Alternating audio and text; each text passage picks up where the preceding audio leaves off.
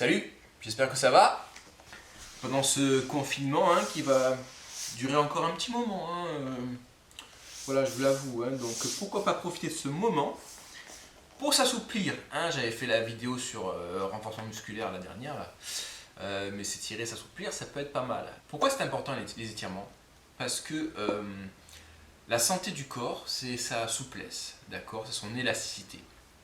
Vous vous blesserez plus facilement, vous allez vieillir moins bien si votre corps n'est pas habitué, s'il n'est pas souple, s'il n'est pas élastique.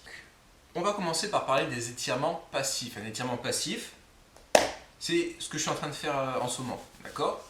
Je suis dans une position, je bouge pas, je laisse faire, je sens que ça étire mes muscles et je laisse faire. Je respire tranquillement. Voilà. Ça, c'est un étirement dit passif. L'avantage de ces étirements passifs, par rapport aux deux autres dont on va parler après, c'est que ceux-là, ils sont relaxants. C'est qu'on ne bouge pas, on respire, on peut prendre un bouquin, on peut lire. Alors ça peut être une autre position, ça peut être d'autres positions, ça peut être ce genre de choses, ça peut être debout, assis, etc. Il y a beaucoup de possibilités. Les étirements passifs, c'est ceux qui n'engendrent aucune contraction musculaire. Important, étirement veut dire colonne vertébrale droite. Ce qui veut dire que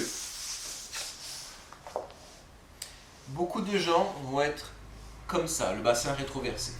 Ok? Et ici c'est droit, et là, bassin rétroversé. Ici, ou là, comme ça, en essayant de faire ça. Là, c'est pas bon, vous allez tirer sur votre colonne vertébrale. Ça, c'est pas bon. La colonne vertébrale doit être droite, toujours. Donc, comment faire? Alors, si vous voulez absolument faire ces exercices-là, il y a plusieurs solutions.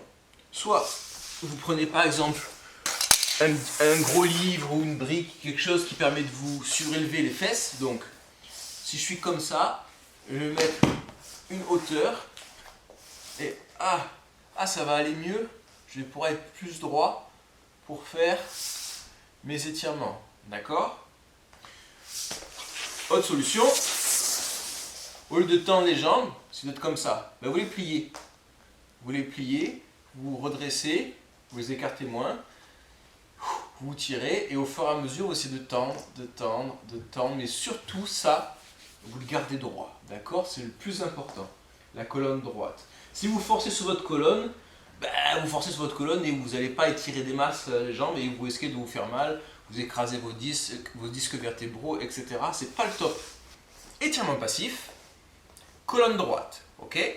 Bon, je prends cet exercice parce que il est générique, il est cool, on peut tirer un peu pas mal de choses, donc voilà. Mais on n'est pas obligé de le faire. Si on n'arrive pas, on peut se mettre comme ça. Celui-là, ici, il est très confortable aussi. La colonne vertébrale droite et un étirement qui dure plus de 10 secondes et en respirant de manière relâchée, ok? Pourquoi plus de 10 secondes? Parce que, on va faire un peu de biologie, quand le muscle est étiré, il a pour réflexe de se contracter. C'est-à-dire que, en fait, quand vous étirez votre muscle, lui dit non, n'étire pas, attention, pas trop, ok? C'est un peu un verrou de sécurité. Et ce réflexe s'appelle le réflexe myotatique. Il dure à peu près 10 secondes. Si je m'étire, par exemple, je pose mes coudes ici, je respire. Pendant 10 secondes, en fait, ça va plus jouer sur mes tendons que sur mon muscle, qui lui va tenter de résister à cet étirement.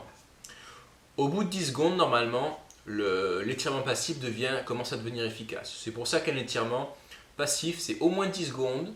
Sinon, faites plutôt 30 secondes, voire 1 minute, c'est bien. Voilà, toujours droite la colonne. Pensez à ce que ce soit votre ventre qui aille toucher le sol. Bon, moi, j'arrive pas, mais il y en a qui arrivent. Voilà, mais pas la tête, d'accord? Le ventre. Toujours lentement en respirant. Par exemple, si je vais chercher mon pied ici, je me tourne, je suis dans ma colonne vertébrale droite, c'est mon ventre qui va chercher à se poser sur ma cuisse, d'accord? Et les mains, voilà, elles peuvent aller jusqu'où je peux. Toujours pareil, 30 secondes, etc. Idem si je fais celui-là, je me plie pas en deux, là ma colonne c'est pas bon, je tire ma main vers le haut, comme si quelqu'un tirait mes doigts, voilà, comme si on me tirait vers là-bas, et j'essaie d'être le plus droit possible, voilà. Vous n'êtes pas obligé de toucher votre pied, voilà. Mais cherchez loin là-bas, d'accord? Je peux aussi essayer d'aller chercher avec cette main l'extérieur de mon pied, l'extérieur de ma jambe, je glisse, je glisse, je glisse, et j'attrape le bord extérieur de mon pied.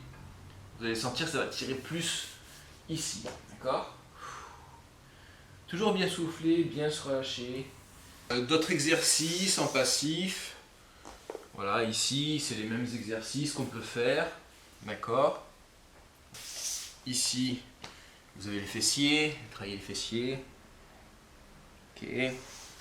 Debout ou allongé, attrapez votre pied. Vous pouvez tirer vos quadris. Ou celui-là aussi, mais celui-là parfois il fait mal au pied, à moins que vous ayez un coussin, vous mettez sous votre pied. Et voilà, 2 fesses au sol, pareil. 1, 2, 3. Vous pouvez aussi poser vos coudes ici, 4 pour tirer le quadri. Inutile de s'allonger complètement pour se cambrer. Hein. Voilà. Vous pouvez aussi vous mettre contre un mur, imaginons que là il y a un mur. Ici. Je pose mes pieds contre le mur et je les laisse descendre. Et j'attends. Et je me relaxe. Voilà. Vous n'êtes pas obligé que vos fesses touchent le mur, ça dépend de votre souplesse. Si elles touchent le mur, c'est mieux. Sinon, voilà, vous restez ici, vous soufflez et vous revenez. Okay. Toujours lentement. Voilà. Donc l'étirement passif, c'est plutôt relaxant, ça ne demande pas d'effort. Donc on peut en user et en abuser, ok? Comme tout travail musculaire, il ne faut pas y aller très fort d'un coup. On peut se demander s'il faut s'échauffer avant un étirement. Oui, on peut s'échauffer un peu. À savoir que les étirements peuvent être des échauffements en soi. Après, c'est comme tout. Il suffit de pas, si vous mettez 2 chaises et que vous sautez direct grand écart, vous pouvez peut-être vous faire mal. Okay, donc l'important, c'est d'être progressif. Il faut faire la différence entre ça tire ou ça fait mal. Okay, si vous sentez des petits pics de douleur vifs, arrêtez tout de suite l'étirement. Maintenant, on va passer au contracté relâché. Par exemple, sur cet étirement, sur le passif, je suis totalement détendu. Sur le contracté relâché, je vais contracter les muscles que j'étire. Si vous êtes à 2 ou que vous pouvez mettre un obstacle, vous mettez un obstacle, vous résistez fort, vous contractez et vous relâchez et vous allez plus loin. Vous reprenez encore 10 secondes, là vous contractez fort vos muscles et vous relâchez, vous allez un peu plus loin. Cette méthode, elle est active et l'avantage du contracté relâché, c'est qu'il n'y a pas de réflexe myotatique. C'est que le muscle se relâche mieux après sa contraction. D'accord ? Vous le contractez, et quand vous le relâchez, il va se relâcher plus facilement que si on faisait du passif. Si on fait les fessiers, c'est pareil, on est ici. Je pousse, je contracte, comme si je voulais me relever comme ça. Je pousse vers le haut, comme si je voulais me relever. Je sens que mes fessiers se contractent. Je relâche. Une dizaine de secondes. Et après, à nouveau, je contracte très fort. Et je relâche, je pousse mon ventre vers le bas. Et donc, c'est une méthode plus active qui va demander de l'effort. 5 secondes de contraction bien forte, 10 secondes vous relâchez. 5 secondes de contraction, 10 secondes vous relâchez. Okay, donc on a vu, ça c'était pour donc on a vu les étirements passifs. Ensuite là on vient de voir les étirements actifs, hein, c'est-à-dire c'est du contracté relâché. Okay, et maintenant on va voir ce que je préfère, le dynamique. Alors les étirements dynamiques c'est quoi? Vous avez remarqué qu'à l'entraînement on fait un peu d'étirements mais pas beaucoup d'étirements passifs. Parce que ça prend beaucoup de temps sur la séance et bon, on en fait un peu mais on n'en fait pas si souvent que ça, d'accord? Mais par contre, vous remarquez que vous gagnez en souplesse quand même, sans forcément vous étirer. Donc pourquoi? Parce qu'en fait, sans le savoir, vous vous étirez constamment. Déjà, j'avais parlé des positions du Kung Fu qui permettent à la fois de se muscler et de s'étirer en même temps. Okay, donc ça, c'est un étirement. Mais lorsque vous faites un coup de pied ou que vous faites un mouvement d'une amplitude maximale, vous vous étirez, d'accord? Si vous faites un coup de pied, hop, ça c'est un étirement. c'est un étirement qu'on appelle dynamique. Alors c'est quoi un étirement dynamique? C'est-à-dire, tout à l'heure on avait le passif. Passif, c'était relâchement musculaire total. Ensuite on a eu le contracté relâché, d'accord? C'est-à-dire, on contracte le muscle qu'on étire, et puis on le relâche, d'accord? Le dynamique, c'est on va contracter le muscle antagoniste à celui qu'on va étirer en même temps. C'est-à-dire le muscle antagoniste, c'est le muscle opposé. Okay, c'est-à-dire que ici au jambier, son muscle antagoniste ça va être le quadriceps. Okay, c'est les muscles qui servent à faire des mouvements opposés, soit flexion, soit extension. Et ce qui est top, c'est que quand on contracte un muscle antagoniste, par réflexe myotatique inverse, c'est un autre, hein, et bien ça va relâcher l'autre. C'est génial! C'est quand même bien fait, hein, le corps.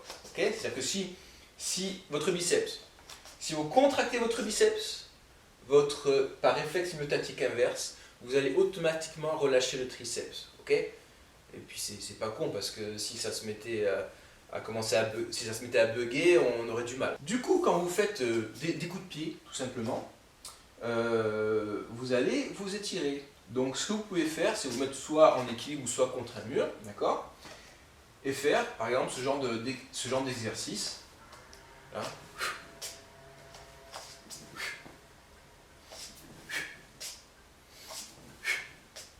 Démonter de jambe. Okay, alors attention de ne pas compenser. Compenser, c'est quoi? C'est monter sur la pointe des pieds, c'est pousser son bassin en avant et c'est mettre la tête en avant, c'est faire ça. Ça sert à rien. Okay, vous mettez votre pied à plat, vous êtes bien droit, colonne droite, et voilà. Si ça monte pas haut, c'est pas grave, vous sentiez l'étirement.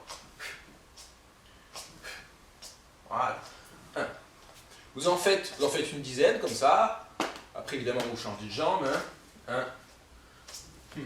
Et au fur et à mesure des jours ou des séances, vous allez voir, vous allez monter en hauteur.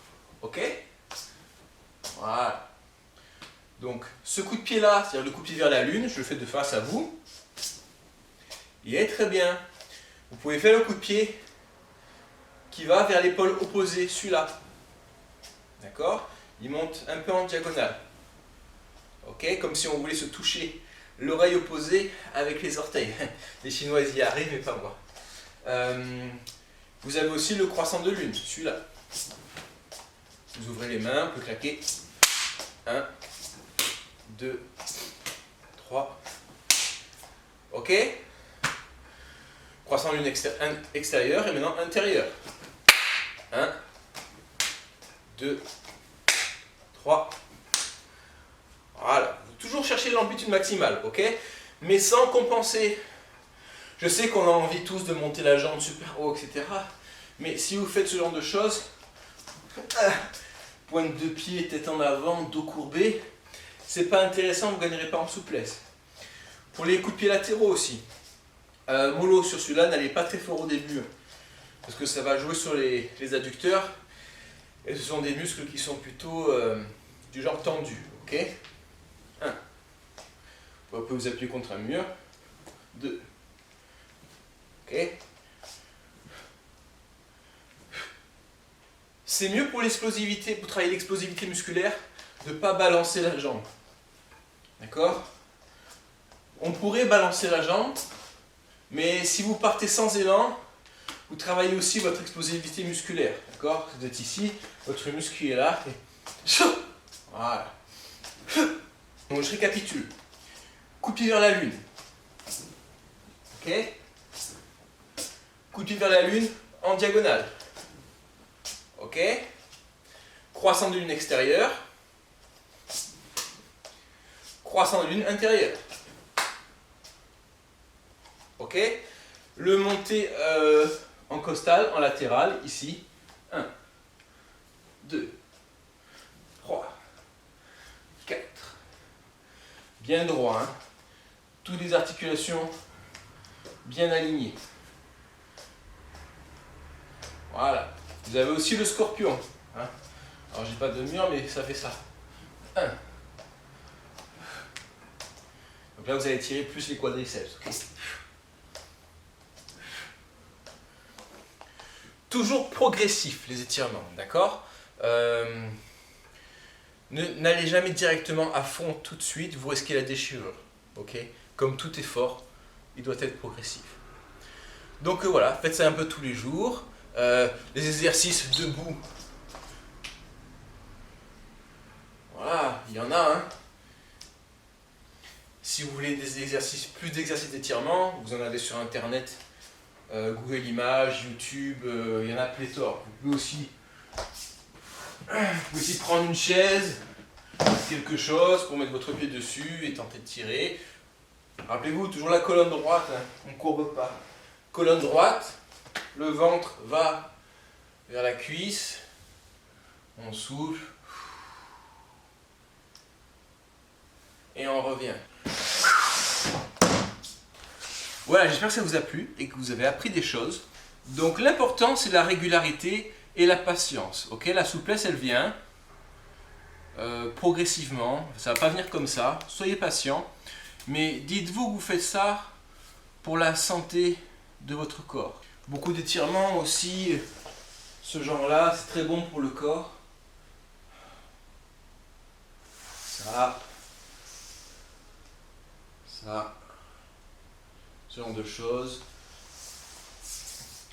Toutes les postures de yoga que vous allez pouvoir trouver sur internet, en ce moment il y a beaucoup de cours de yoga online. N'hésitez pas à les faire, hein, ce genre d'exercice.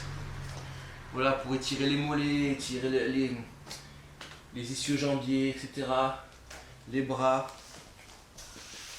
Oui, parce qu'il n'y a pas que les jambes, hein, il y a aussi les bras. Hein.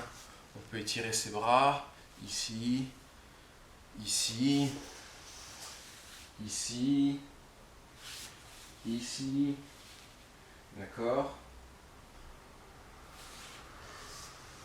Tout le corps est étirable. Hein. Étirement passif, top, relaxant, pas d'effort, rien. Le relâché contracté, si on veut aller plus loin dans la souplesse, si on veut vraiment s'assouplir, c'est pas mal du tout. Le dynamique, d'accord, c'est excellent parce que c'est non seulement vous vous exercez sur le mouvement en lui-même, le mouvement du coup de pied, en plus vous musclez un côté et vous étirez l'autre côté, ok? C'est à mon sens le meilleur, le mieux. Donc quand vous étirez, prenez votre temps, faites ça, il n'y a pas besoin de faire ça longtemps, même si vous faites 10 minutes, c'est déjà ça, une demi-heure, super. Après, ne vous tuez pas non plus, hein. Vous allez voir qu'au fur et à mesure des jours, vous pourrez voir que vous progressez, que vous êtes plus souple. D'ailleurs, si vous faites cet exercice, si on est contre le mur avec les jambes écartées, vous pouvez faire une petite marque à chaque fois. Et voir qu'à chaque jour, vous allez descendre un peu plus bas, un peu plus bas, un peu plus bas. Il y a des jours où vous irez peut-être un peu plus haut parce que vous avez des courbatures, mais normalement, si vous étirez bien, il n'y a pas de courbature. Voilà, je crois que j'en ai dit pas mal. Hein. Si vous avez des questions, envoyez-moi des mails. Si vous avez des envies pour des vidéos, etc., je pense que je vais vous faire des petits tutos sur les techniques des coups de pied. J'espère que ça a été clair. Vous avez les 3 principaux types d'étirements. Il n'y a plus qu'à faire ça chez vous. D'accord ? Bisous et à bientôt.